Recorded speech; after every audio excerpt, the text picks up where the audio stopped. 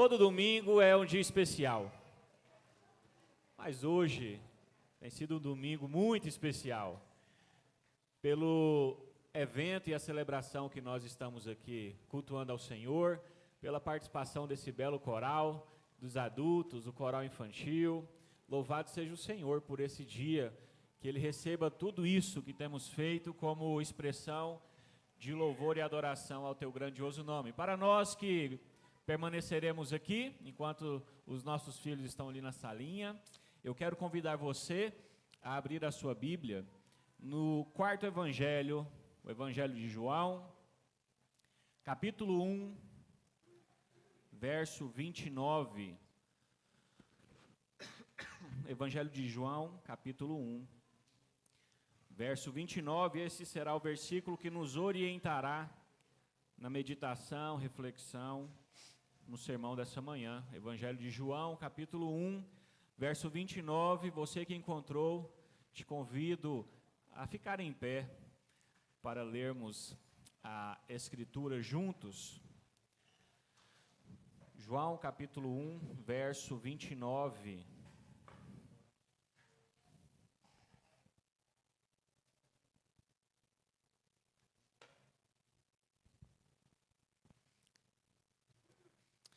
Amém?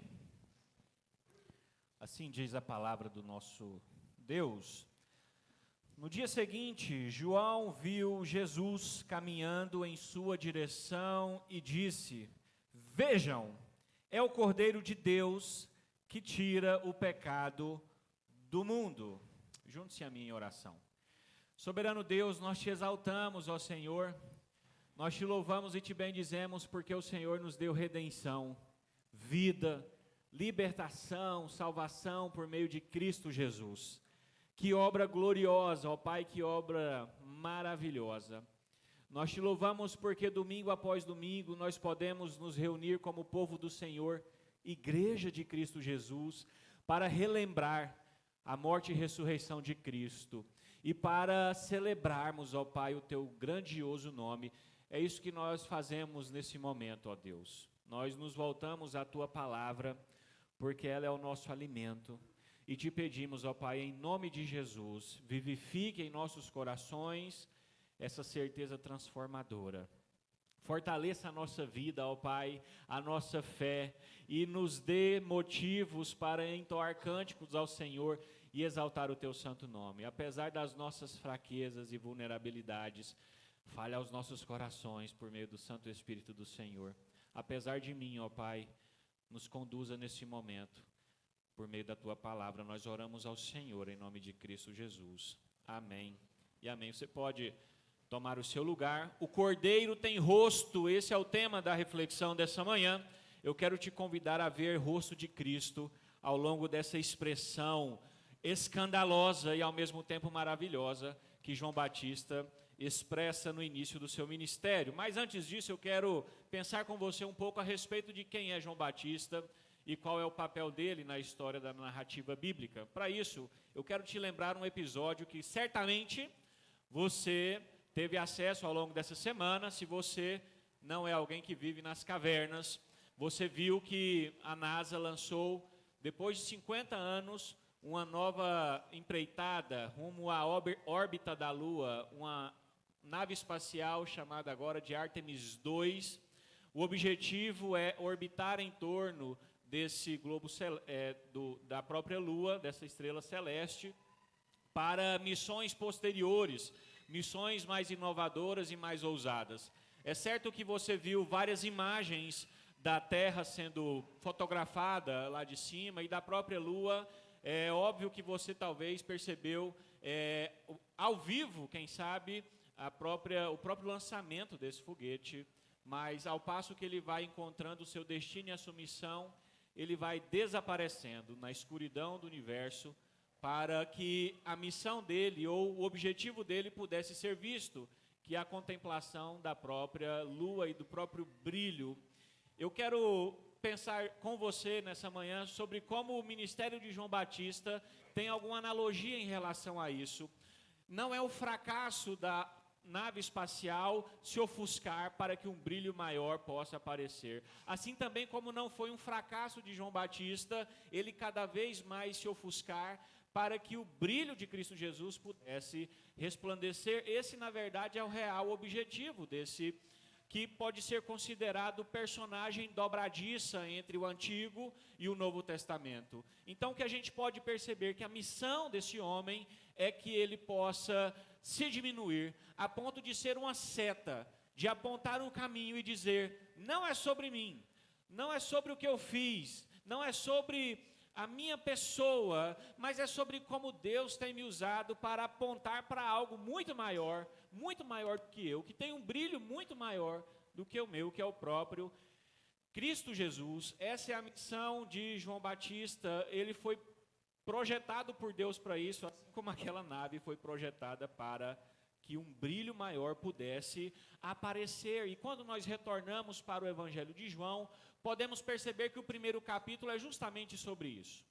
Eu quero compartilhar com você qual é o grande objetivo do Evangelho de João, e você é certo que já percebeu como ele destoa dos sinóticos, ou seja, dos outros 3 evangelhos. Uma abordagem muito individual, muito particular, ao qual João escreve o 4º evangelho. E qual que é o objetivo central dele?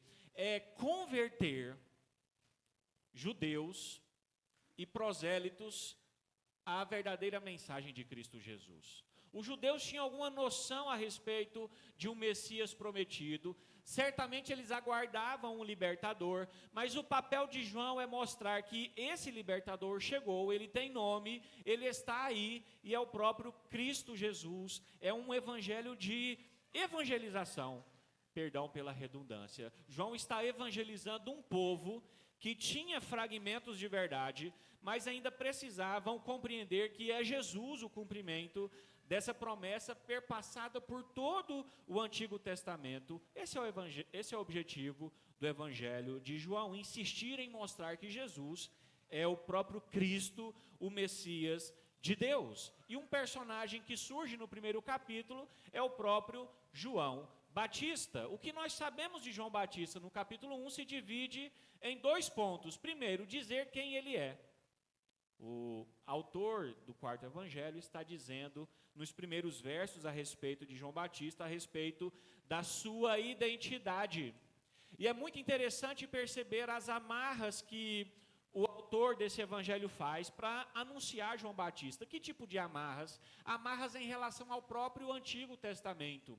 Quando João vai anunciar que João Batista dá testemunho de Jesus, de que ele vem preparar o caminho, obviamente ele está lembrando aqui de Isaías capítulo 40, verso 3, quando o profeta está dizendo: ó voz que clama do deserto, abra o caminho para a voz do Senhor, ou para a anunciação do Senhor.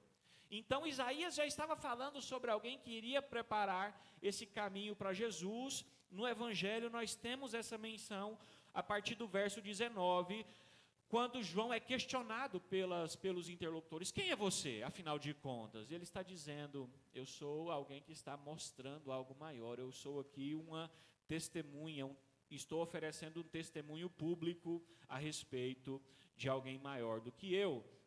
E depois, João Batista, depois de dizer quem ele é, ele está também dizendo qual é a mensagem que ele traz, qual é o conteúdo do seu testemunho. E aqui nós lemos o verso 29, que diz respeito a um tema central sobre a mensagem de João Batista. E é muito interessante perceber que ele também aqui está mencionando Isaías 53, verso 7, texto que nós lemos agora há pouco. João Batista, então, promove um movimento de renovação, um movimento de anunciação da verdade de Deus. Ele está dizendo quem ele é, ele está dizendo qual é a sua mensagem. E muitos de nós estamos acostumados a ler João 29, eis o Cordeiro de Deus que tira o pecado do mundo, porque essa frase se tornou uma frase cotidiana na nossa vida cristã. Mas eu quero te fazer um convite para entender que essa frase não foi nada acessível para o público imediato de João Batista. O que para nós pode ser uma obviedade, o que João está dizendo aqui, para o público da época essa pequena frase e essa pequena sentença se torna algo assustador, algo surpreendentemente diferente do que o público do primeiro século estava experimentando. E o papel de João Batista é triturar, é tornar palatável essa mensagem que ele traz, curta, impactante, mas que para os ouvintes era assombrosa e difícil de engolir. É óbvio que um judeu que estava ouvindo João Batista conhecia sobre cordeiros, mas a questão é o que isso significa em Cristo Jesus. O meu convite para você nessa manhã é fazer 3 perguntas para esse texto, a título de conhecermos melhor a profundidade dessa sentença e trazer algumas aplicações para a nossa vida, o que isso muda, no final das contas, para a nossa realidade. As 3 perguntas que irão nos mover aqui, então, o que os ouvintes de João Batista entenderam quando ele proferiu a sentença? Está aí, não é sobre mim. Ele é o Cordeiro de Deus que tira o pecado do mundo. Segundo ponto é o que João Batista queria dizer com a sentença.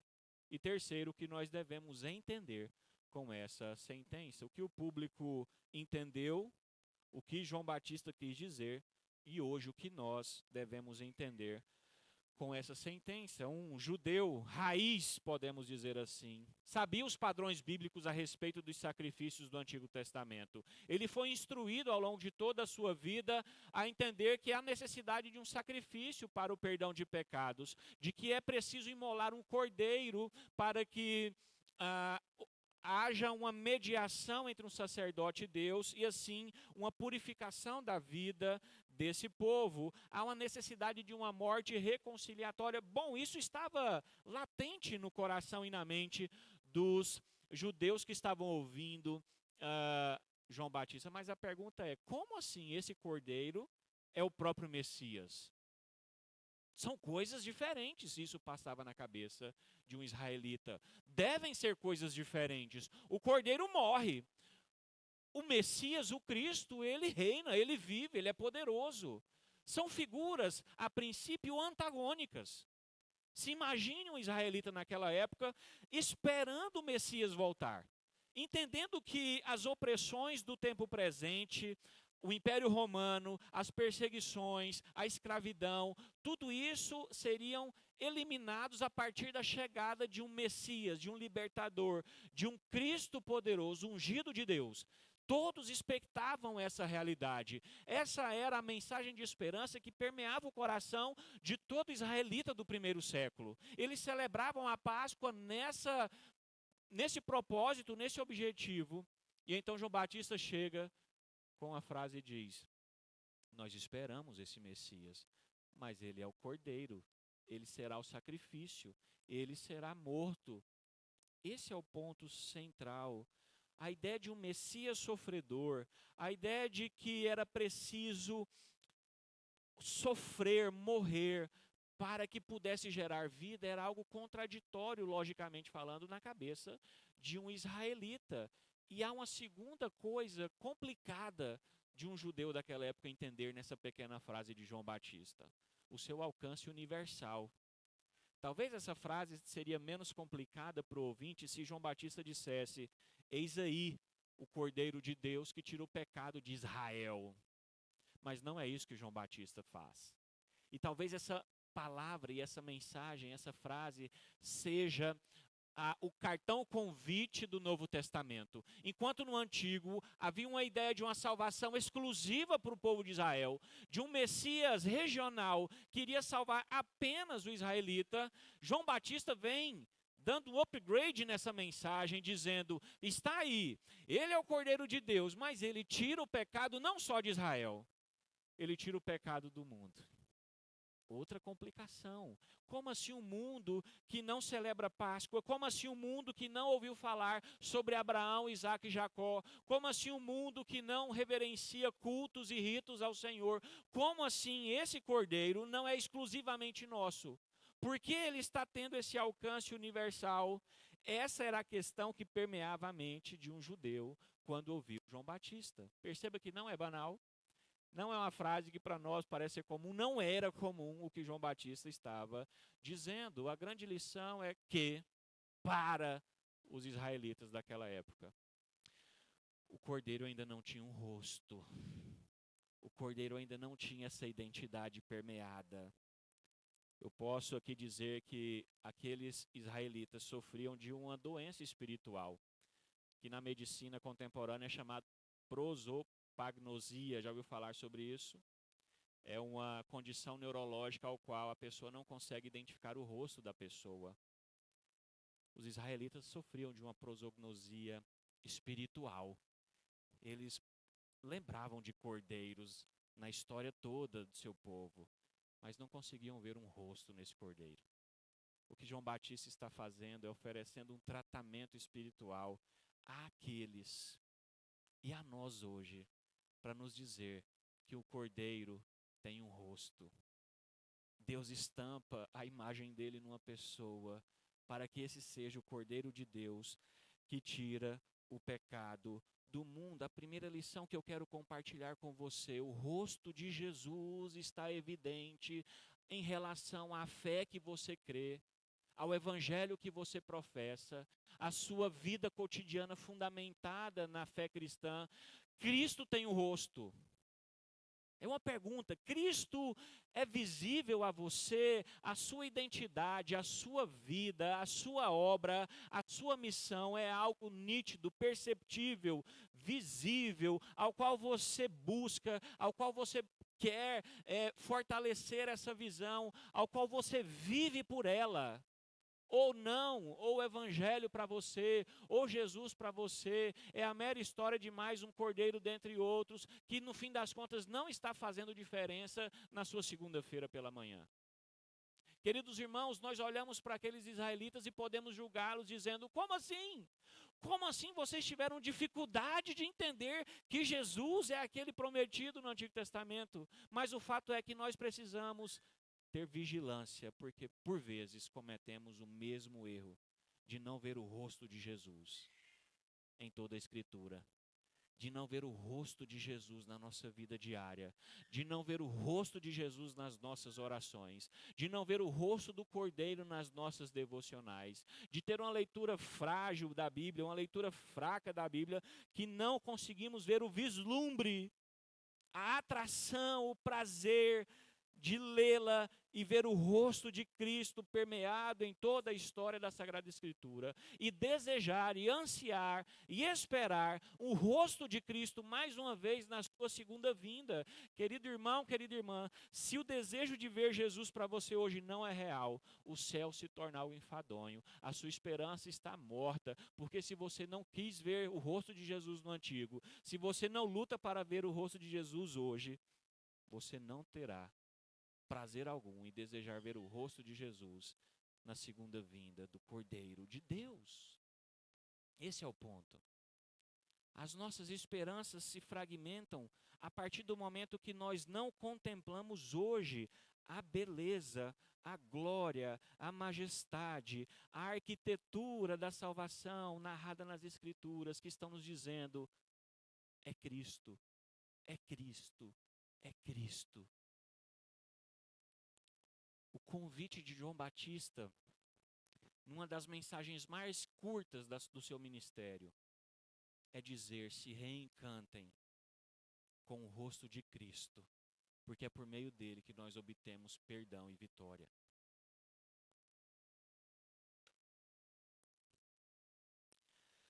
Assim como os ouvintes de João Batista, nós temos entendido ou não quem é esse Cordeiro de Deus que tira o pecado do mundo.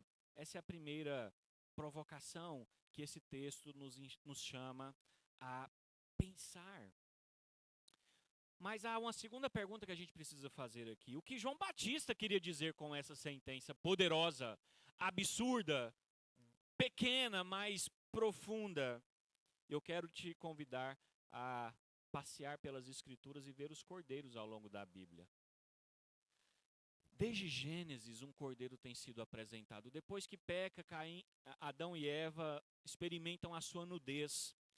E o primeiro relato de uma morte sacrificial que nós temos é o próprio Deus sacrificando um animal para que pudesse vestir Adão e Eva dessa nudez e dessa vergonha, para que eles pudessem agora dar continuidade e experimentar um tipo de recomeço, de renovo após o pecado que causaram, que cometeram.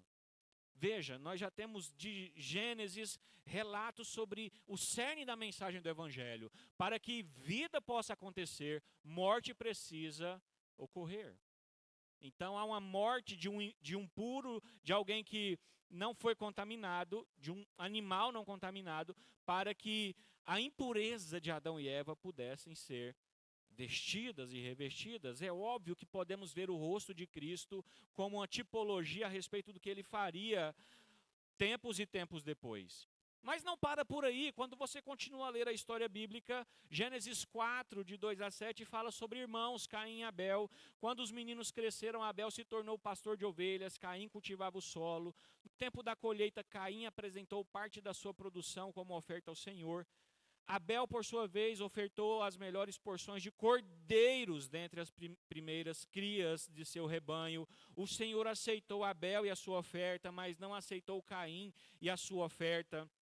Caim se enfureceu, ficou transtornado.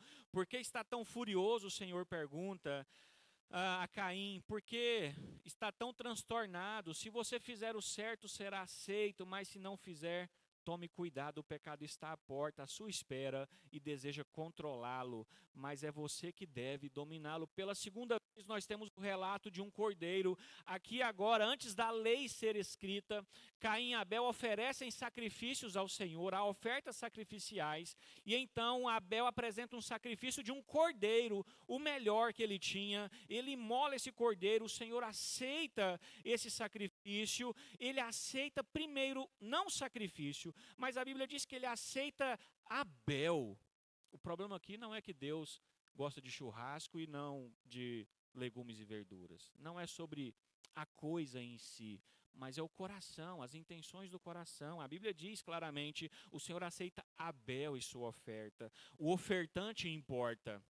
E aqui Abel certamente tem um coração e uma motivação correta, diferente de Caim, que não tem uma motivação correta. Caim recebe um alerta, uma possibilidade de um perdão, de refazer as coisas, um anúncio de que o pecado está à espreita, mas ainda assim ele continua com o coração pecaminoso, mata o seu próprio irmão. Mas o fato é que Caim, mais uma vez, está nos dizendo: há um rosto maior que o meu, Jesus.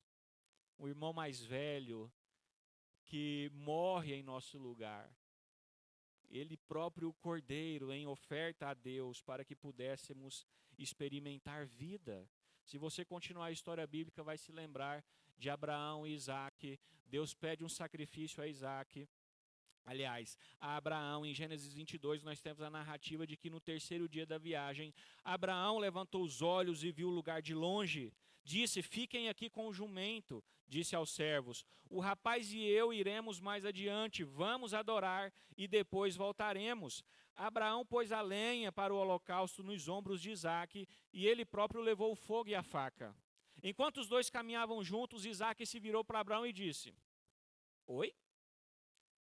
Está aqui o Senhor, eu estou aqui, tem lenha, tem fogo, mas cadê o cordeiro para o holocausto? Deus providenciará o cordeiro para o holocausto, meu filho, respondeu Abraão, e continuaram a caminhar juntos. Quando chegaram ao lugar que Deus havia indicado, Abraão construiu um altar e arrumou a lenha sobre ele. Em seguida, amarrou seu filho Isaque e o colocou no altar sobre a lenha. Então pegou a faca para sacrificar o filho. Nesse momento, o anjo do Senhor o chamou do céu: Abraão, Abraão. Estou aqui, respondeu ele. Não toque no rapaz, disse o anjo, não lhe faça mal algum. Agora sei que você teme a Deus de fato. Não me negou nem mesmo seu filho, seu único filho. Então Abraão levantou os olhos, viu um carneiro preso pelos chifres num arbusto.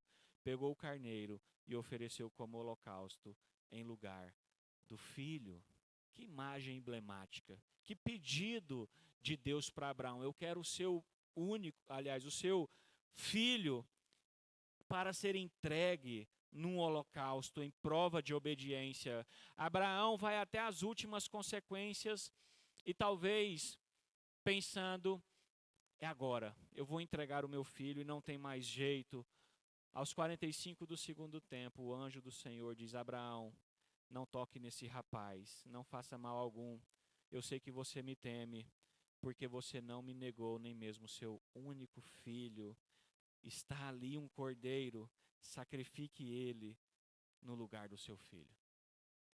Mais uma vez a Bíblia nos convida a ver o rosto de Jesus, porque filho do homem algum seria puro o suficiente para ser entregue em favor da expiação dos pecados, seja do pai, seja da família, seja da humanidade. Isaac é poupado não porque ele é uma criancinha inocente. Isaac é poupado porque ele é uma criancinha pecaminosa. Ele é impuro. E não é possível satisfazer a justiça de Deus com ofertas impuras. E então Deus providencia um sacrifício, uma oferta, um carneiro. E é interessante perceber como o evangelista que nós estamos lendo o seu evangelho repete as frases de Deus quando ele escreve João 3,16. Porque Deus amou o mundo de tal maneira que deu o seu único filho. Gênesis 22. Para que todo aquele que nele crê não pereça, mas tenha a vida eterna. Isaac não era suficiente, Deus exigia mais. Ele desejava o sacrifício de um filho que fosse puro, e só esse Deus seria capaz de oferecer um filho puro para esse sacrifício a Jesus, em Gênesis 22. Nos livros da lei, Levítico 14, número 6, nós temos o estabelecimento agora das leis sacrificiais, da necessidade de um cordeiro, expiação de pecados. Juntamente com as leis escritas, nós temos o episódio que marca isso definitivamente, que é Êxodo, quando o povo está experimentando a escravidão, e então Deus providencia no Egito um escape para esse povo, e a última praga diz respeito à necessidade de uma oferta de um cordeiro, da celebração de elementos pascais, de sangue nas portas, para que o anjo da morte não passe ali e execute o povo de Deus. E então nós percebemos que ali Deus estabelece uma celebração, um rito, e todos os elementos têm propósito e significado. As ervas amargas são memória. Memória para aquele povo entender e nunca esquecer da amargura da escravidão, de como eles eram prisioneiros e aprisionados, e de como aquilo foi um fardo. Pão sem fermento diz respeito à nova vida, a um novo momento, à urgência de uma nova realidade. Não dá tempo de pôr o pão para levedar. Não é possível isso. A ação de Deus é imediata. Ele irá alimentar esse povo. O cordeiro, mais uma vez, relembra a nós a necessidade do sacrifício de algo puro, de um sangue derramado. A lei de Deus diz respeito aos critérios sobre como escolher esse cordeiro. Ele não pode ter manchas, ele não pode ter defeito, ele precisa passar pelos critérios de avaliação. E então esse povo agora, saindo da escravidão do Egito, celebra a Páscoa para relembrar as ações de Deus, a libertação do Senhor. É claro que João Batista está relembrando de tudo isso quando está falando sobre o Cordeiro de Deus que tira o pecado do mundo. É certo que ele lembra de Deus vestindo Adão e Eva. É certo que ele se lembra de Abel. É certo que ele se lembra de Isaac. É certo que ele se lembra da Páscoa. É óbvio que ele está mencionando aqui as leis, Levítico 14, número 6, é óbvio que ele está mencionando Jeremias 11, 19, a palavra do Senhor diz: então o Senhor me falou das conspirações que meus inimigos tramavam contra mim. Eu era como um cordeiro levado para o matadouro. Não fazia ideia de que planejavam me matar. Vamos destruir esse homem, suas palavras diziam. Vamos derrubá-lo para que o seu nome seja esquecido para sempre. O profeta Jeremias anunciava já há muito tempo a ideia de um cordeiro libertador, de um rei que se humilha, de um Deus que se faz carne, daqueles que ao redor dele iriam zombar, iriam desprezar, iriam destruir esse homem com as suas palavras, tentando derrubar quem ele é. É óbvio que João Batista tinha isso em mente. É certo que Isaías 53:7 também estava na memória de João Batista, quando a palavra do Senhor diz: ele foi oprimido e humilhado, mas não disse uma só palavra. Ele foi levado como cordeiro para o matadouro, como uma ovelha muda diante dos tosqueadores, e ele não abriu a boca. Tudo isso que nós vemos e lemos nas Escrituras está dentro do conteúdo de uma mensagem curta, de uma frase de João Batista, quando ele diz: aí, toda a narrativa do antigo se cumpre nele. Tudo o que nós esperamos, todos os lampejos de graça, todos os lampejos de redenção, agora se concretizam num cordeiro que tem rosto, Cristo Jesus. E mais uma vez, aquele povo teve dificuldade de compreender por que Deus deseja executar o seu plano desse jeito. Porque na lógica humana, para você vencer um inimigo forte, você precisa ser mais forte que ele. Mas o que Jesus está nos mostrando é que Deus está operando uma lógica contrária, de que para vencer os inimigos fortes, é preciso que um Deus se torne fraco, que ele se humilhe, como Paulo diz em suas cartas, para que ele tome a aparência humana, se torne homem de dores. Um Deus glorioso se torne alguém que não tinha beleza alguma. Porque essa é a forma de Deus operar vitórias. Um poder que surge em meio à fraqueza. Um poder que se manifesta em meio à vulnerabilidade, em meio à fragilidade. É isso que João Batista está inculcando nos seus ouvintes, e é isso que a palavra de Deus está nos dizendo sobre esse cordeiro humilhado. Sim, a lógica divina é tornar poderoso aquilo que foi quebrado, gerar vida de onde há morte, tornar grande aquele que foi servo e humilhado, exaltar aquele que foi pisado. Essa é a dinâmica do Evangelho. O que esse texto nos ensina, queridos irmãos, é de que nós não podemos nos submeter aos falsos evangelhos que estão te dizendo: seja forte, seja bom, performe-se da melhor forma possível. Porque, na verdade, essa mensagem não é sobre nós, é sobre alguém que fez isso por nós. O convite do Evangelho não é só entendermos que somos fracos. É entender que é por meio da nossa fraqueza que o poder de Deus se aperfeiçoa em nós. Fraqueza é condição necessária para que a glória do Senhor se manifeste na vida do seu povo. Os judeus não queriam um Messias fraco. E se nós não entendermos que o Messias se fez fraco, nós nunca vamos experimentar o Messias exaltado e glorioso. E nós vamos insistir em uma mensagem falsa do Evangelho que julga, que defende erroneamente que o que Jesus está por fazer por nós é nos tornarmos fortes, a melhor versão de nós mesmos, que não podemos ter fraquezas, que não podemos esboçar as nossas vulnerabilidades. Não, enquanto escondemos nossas fraquezas, estamos caminhando para um distanciamento do poder de Deus. Quanto mais a nossa fraqueza é explícita, mais podemos experimentar a gloriosa ação do Senhor em nossa vida. Isso é Evangelho. Era necessário que esse Deus glorioso se fizesse carne e habitasse entre nós, e se tornasse o cordeiro humilhado de Isaías 53:7, para nos mostrar que é assim que Deus age para transformar o seu povo e trazer libertação, fazendo surpreendentemente o poder surgir da fraqueza, o inexplicável surgir do que logicamente humano não deveria ter saída alguma. Quando nós celebramos a Páscoa, queridos irmãos, nós precisamos entender tudo isso. A mensagem de João Batista é esse convite a nós, é entender que Jesus cumpre todos os elementos que nós vamos celebrar aqui agora na ceia do Senhor. Ele é o pão da vida, ele bebeu do cálice da ira do Senhor para que possamos experimentar o cálice da redenção. Ele é o próprio Cordeiro, é o sangue dele que é derramado. Isso é Páscoa, isso é libertação.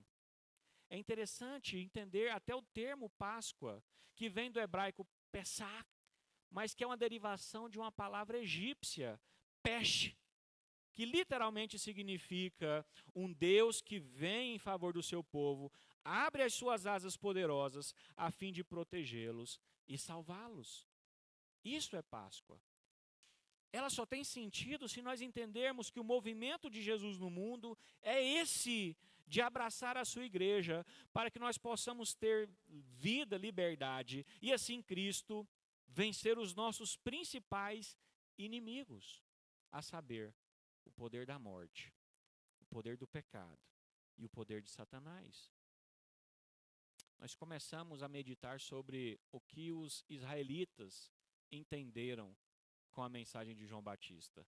E agora terminamos de meditar ao longo da Escritura sobre o que João Batista quis dizer com essa mensagem. Eu quero terminar nossa reflexão da manhã te convidando à terceira pergunta, que é: e nós? O que nós entendemos a respeito dessa curta e profunda mensagem? Eis o Cordeiro de Deus que tira o pecado do mundo. Por que eu quero te convidar a pensar comigo sobre isso? Porque mesmo João Batista, aquele que é a seta, teve dificuldades de compreender a arquitetura do Evangelho. Em Lucas 7, quando João Batista está aprisionado e ainda tem discípulos, ele fica numa crise porque ele ainda não tinha estampado na frente dele essa bela dramatização da redenção. Algumas peças do quebra-cabeça não estavam completas. E sabe qual foi a crise de João Batista? Não foi a respeito de se Jesus era o Messias ou não. Parece que isso estava claro na vida dele. A questão de João Batista era por que Jesus não está agindo como ele desejava, como João Batista desejava, e não só ele, mas muitos dos judeus daquela época. Porque, se você lembrar das mensagens de João Batista, são mensagens de juízo. Ele desejava imediatamente que esse Messias cortasse as árvores podres pela raiz e as pessoas se arrependessem e o reino de Deus fosse estabelecido imediatamente. E esse Cristo fosse agora o Rei, Senhor, que destruiria todos os inimigos espirituais e terrenos imediatamente. E não é isso que está acontecendo. Não é esse imediatismo de João Batista a forma de Deus agir. E então João Batista é preso. E então Jesus está demorando a estabelecer definitivamente o reino. E João Batista está experimentando as perseguições que o seu povo está experimentando. Então surge a grande pergunta. Vai lá e diga para Jesus: é ele mesmo ou devemos esperar outro? Cadê o juízo imediato que eu tanto preguei sobre esse Messias que viria? Por que ele não acontece? Queridos irmãos, toda mensagem bíblica exalta Jesus. E todo personagem bíblico, apesar de nos ensinar algo de importante, tem também os seus calcanhares de Aquiles, seus pontos fracos. E aqui nós podemos ver o João Batista de verdade. Alguém que esperou Jesus. Alguém que o próprio Cristo disse: filho de mulher não tem um maior que ele. Mas ele também entrou em crises de fé. E a grande crise dele é: por que as coisas não estão acontecendo de uma vez por todas? Queridos irmãos, e não há um questionamento maior que possa abalar a nossa caminhada do que a mesma crise que João experimentou. Por que na minha vida as coisas não estão acontecendo da forma que eu imaginei, de forma rápida? Por que eu ainda sofro o que eu estou sofrendo? Por que mais um fardo me veio? Cadê Jesus? Cadê esse libertador que eu canto nos domingos? Cadê esse Cristo ao qual eu oro todo dia? Cadê? Olha o buraco em que eu estou entrando, as aflições que eu estou experimentando. Cadê Jesus? Cadê o rosto desse Cordeiro? Essa é a pergunta de João Batista, mas ela carrega uma pergunta existencial de todos nós. Onde está o rosto do Cordeiro nas aflições que eu estou vivendo? Na doença que chega, na morte de um ente querido. Num sábado estávamos celebrando e no domingo estamos velando alguém. Cadê Jesus diante da crise financeira, da água cortada, da energia que se foi? Onde está Jesus diante disso? Das guerras mundiais, da briga pelos poderes, da vaidade dos homens, da instabilidade política. Cadê Jesus? Cadê Jesus no desemprego? Cadê Jesus onde o arroz estava no preço hoje, amanhã dobra? Cadê Jesus onde R$ 20 já não dá para encher o tanque para eu ir e voltar para casa? Cadê Jesus? Não é errado fazermos essa pergunta. Mas eu quero terminar te dizendo que Deus nos deu as últimas peças do quebra-cabeça para que a crise de João Batista não precise ser a sua hoje. Em Apocalipse 7, 14 e 17, nós temos mais uma vez o rosto do Cordeiro aparecendo para nós.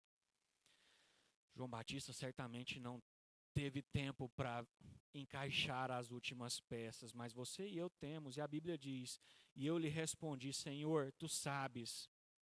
E ele disse, são aqueles que vieram da grande tribulação. Lavaram e branquearam suas vestes, onde? No sangue do Cordeiro. Por isso estão diante do trono de Deus, e dia e noite os servem em seu templo, e aquele que se senta no trono lhes dará abrigo, nunca mais terão fome, nunca mais terão sede, o calor do sol nunca mais os queimará, pois o Cordeiro que está no centro do trono será o seu pastor, e ele os guiará às fontes de água viva, e Deus lhes enxugará dos olhos toda a lágrima. Está aqui, queridos irmãos, o último rosto do Cordeiro apresentado a nós em toda a Escritura. João Batista chora, sofre, pergunta, cadê Jesus? Mas você e eu podemos voltar vez após vez diante dos sofrimentos, em Apocalipse 7,14, para nos mostrar que Deus, mais uma vez, falou desse Cordeiro, ao qual estaremos diante dele para viver toda a eternidade. Ele nos dará abrigo. Os pães que nós comemos, e amanhã precisamos comer de novo. Cristo saciará nossa fome de uma vez por todas. As sedes emocionais, as sedes físicas, as sedes espirituais, todas elas serão supridas pela fonte da água da vida. As queimaduras do sofrimento do dia a dia e do trabalho não nos queimarão mais, porque o Cordeiro estará no centro do seu trono. Ele é o nosso pastor. E ele nos guiará a fontes de águas vivas. Esse é o rosto do Cordeiro, queridos irmãos. Esse é o rosto do Cordeiro. A Bíblia convida você a descansar, a meditar, a experimentar toda beleza, toda graça, todo alívio, toda verdade que a libertação pascal de Jesus, esse Cordeiro que tem rosto, oferece a mim e a você. Eu quero terminar te convidando a encarnar 3 verdades sobre esse texto. Primeiro, nós somos chamados a contemplar diariamente o rosto do Cordeiro de Deus.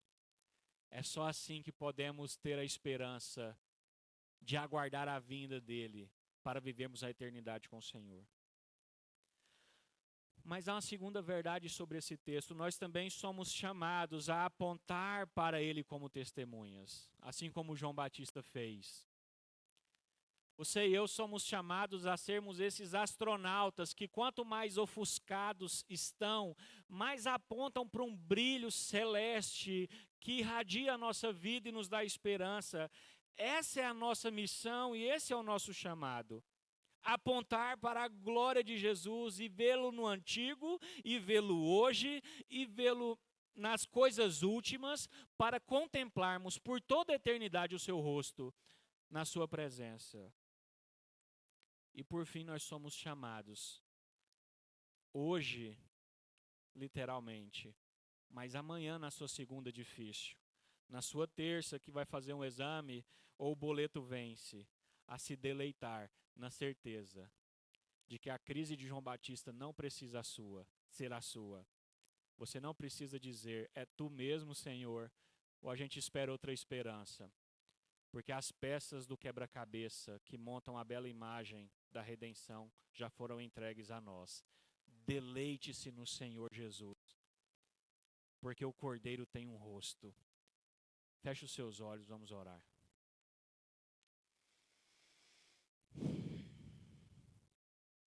Querido Deus, nós te louvamos, porque antes éramos como os israelitas do primeiro século, que tinham um certo tipo de esperança ou desejavam alguma esperança, mas não conseguíamos ver que ela tem um nome, que ela tem um rosto. Seu nome é Cristo e o seu rosto é a imagem do Senhor Deus Pai. Querido Deus, nós te louvamos porque agora podemos juntar as peças e ver a ação do teu Filho desde Gênesis e ver a ação do seu Filho hoje, para que nós possamos aguardar, esperar ansiosamente a manifestação plena de Cristo Jesus, o nosso Cordeiro Pascal, na sua segunda vinda. Nos ajude a desejar ver esse rosto e a contemplá-lo nas Sagradas Escrituras, nos cultos públicos, nas nossas devocionais, nas nossas reuniões domésticas, nos nossos PGs, na ceia do Senhor, nos batismos, mas também nos ajude a contemplá-los quando a doença chega, quando a morte vem, quando as contas estão altas, quando vem a aflição. Nos ajude a ver o rosto do Cordeiro para que Ele nos sustente nos dias maus e nos diga, vez após vez, que nós sentaremos com Ele no alto e sublime trono e nós seremos saciados pela água da vida e seremos alimentados eternamente pelo pão da vida e viveremos diante dEle face a face por toda a eternidade. Ó Senhor, abençoe a tua igreja. Assim nós oramos em nome de Cristo Jesus. Amém e amém.